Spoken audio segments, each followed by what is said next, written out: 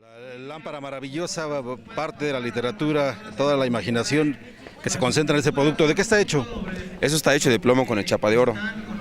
Ibrahim es su nombre. Así es. Y de hecho prácticamente en nuestra cultura o nuestras culturas orientales no se maneja lo que es apellido y lo que es nombre. O sea, según va pasando generaciones, según van pasando los nombres a ser apellidos y así.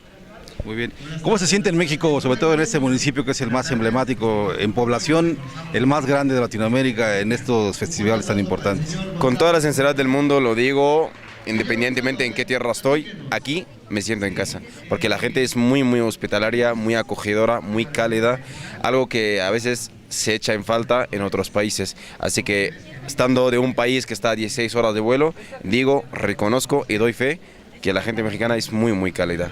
La verdad es que aquí lo que venimos a dar a conocer es parte de nuestras culturas. Evidentemente estamos hablando de culturas orientales, culturas milenarias, que es muy difícil abarcarlas en un stand o en un libro o incluso en un centro de convenciones. Pero aquí traemos prácticamente lo más representativo de la cultura antigua egipcia, como algunos dioses, algunas deidades, algunas de ellas incluso vienen en cuerpos de hombres y caras de animales y insectos, tal como eran los antiguos egipcios que creían que dentro de cada ser vivo había una esencia divina. Entonces el ser vivo lógicamente incluye a animales, a insectos, y es por lo que vinimos aquí a difundir y a dar a conocer.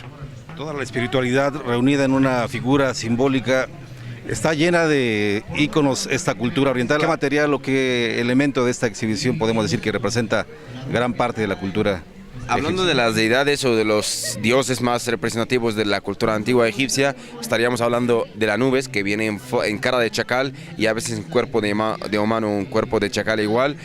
Y hablando de la Bastet, que es la diosa de la felicidad, que viene representada en el cuerpo y la cara de una gata. Evidentemente también podríamos estar hablando de Horus, que era el dios de la prosperidad y de la abundancia, que viene representado con la cara de un halcón. Lógicamente son muchos dioses, dependiendo de lo que ha leído o de lo que ha aprendido cada uno, uno representa más que otro. Entonces para mí lo más representativo sería la Bastet, que es la diosa de la felicidad, que es la gata, y la Nubes, que era guardián y guía de los faraones, que viene con el cuerpo de un chacal. Es impresionante que resulta la cultura de Egipto, todo ese simbolismo y esa espiritualidad que se encierran ahí. ¿Cuánto atractivo representa para los mexicanos? ¿Cómo encuentras el interés de los mexicanos por una cultura como esta? La verdad es que es sorprendente, hablando de un país físicamente muy lejano.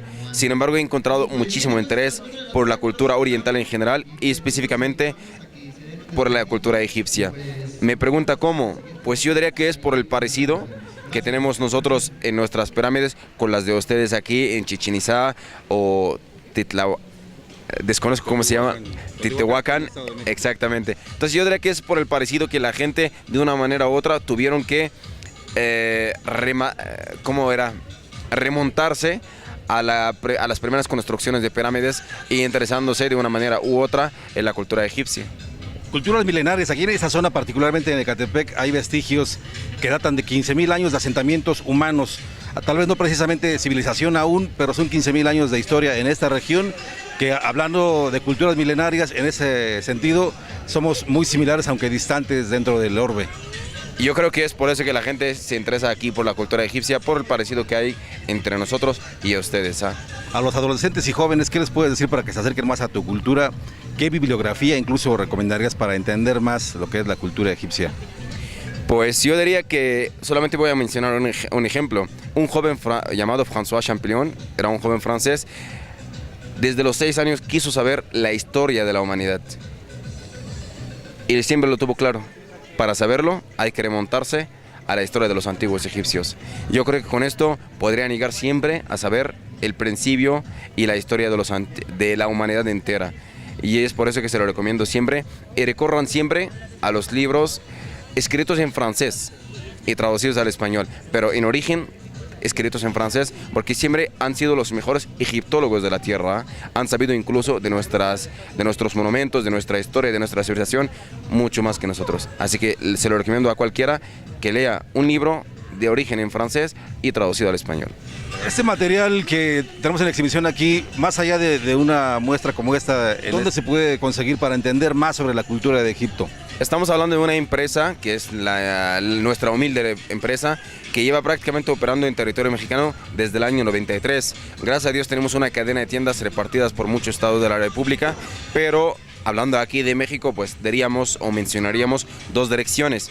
Una está en Porfirio y Díaz, Colonia del Valle, número 121, y la otra la tenemos a sus órdenes en la calle Isabel la Católica, en el centro histórico, entre Mesones y República de El Salvador. Ahí estamos a sus órdenes prácticamente de lunes a sábado. ¿Cuántos años llevas en México o tu familia? Encontramos un español coloquial y la jerga mexicana que entendemos aquí cuando te diriges a todo tu equipo. ¿Cuántos años tienes en este país o tu familia, cuán arraigada está en el país, México? Mis primos llegaron desde el año 90 y ya prácticamente son más mexicanos que en Nopal, llevan 23 años. Y yo apenas llevo 2 años y medio, pero yo soy licenciado en Filología Hispánica, aprendí el español y lo afiancé en España, y aquí pues vine a aprender el albur de México y ya me familiaricé, digamos. Muy bien. ¿Eso existe en Egipto o nada que ver? Pues el albur lo hay en todas partes, ¿ah? Evidentemente hay albur más ligero que otro, dependiendo, ¿no? Pero yo diría que aquí en México, dependiendo en el entorno en el que te mueves, ¿no? ¿Te sigue sorprendiendo la expresión que tenemos en México, el parecido, o te sorprenden algunas cosas que decimos aquí de manera representativa de algunas ideas dentro del albur? Pues yo diría que son muy parecidos a la cultura, a las culturas orientales. Los orientales también así son de sangre ligera, también caliente, y yo creo que parecido tenemos un buen, y es por eso que me siento en casa. Ese término de un buen es prácticamente exclusivo de México. Un buen es decir mucho. Es algo que se utiliza mucho en México. Estás tan adaptado a la cultura mexicana que eres parte de ella, ¿no? Yo creo que para adaptarse a cualquier cultura, para empezar tienes que aprender su idioma, ¿no? Para integrarte en una sociedad. Y luego pues que tengan algo de parecido, algo de cercanía, de forma de ser a lo que eres tú realmente, ¿no? Porque a veces nos cuesta adaptarnos, por ejemplo, siendo latino o siendo árabe, no sé, es difícil adaptarnos a la cultura gringa o a la sociedad europea, porque son gente distante, fría, pero nosotros, sin embargo, tenemos muchísimo parecido, y es por eso que nos es más fácil integrarnos que estando en Europa o en Estados Unidos. Te agradezco mucho.